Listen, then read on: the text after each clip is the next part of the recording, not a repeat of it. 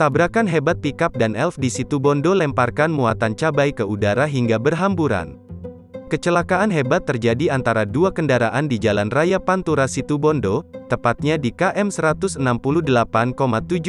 Raya Dusun Pacaron, Desa Klatakan, Kecamatan Kendit, Selasa, tanggal 9 November tahun 2021, sore, sempat mengakibatkan kemacetan.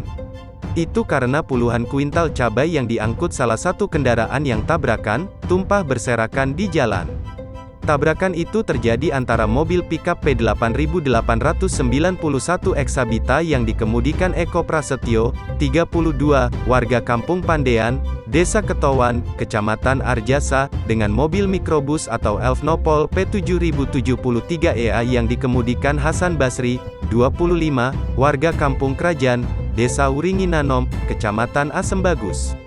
Saat itu pikap bermuatan penuh cabai melaju kencang arah timur ke barat atau Surabaya. Saat melintasi tikungan, mendadak sopir pikap kehilangan kendali sehingga kendaraan oleng ke lajur kanan. Lalu dari arah berlawanan, melaju kencang elf yang dikemudikan Hasan Basri. Masuknya pikap ke jalur berlawanan itu membuat Hasan kaget, namun terlambat menghindar karena jarak sudah terlalu dekat. Akibatnya tabrakan dari depan pun terjadi. Hentakan kendaraan membuat muatan cabai di mobil pikap terlempar dan berjatuhan bak guyuran hujan cabai lalu berserakan memenuhi jalan.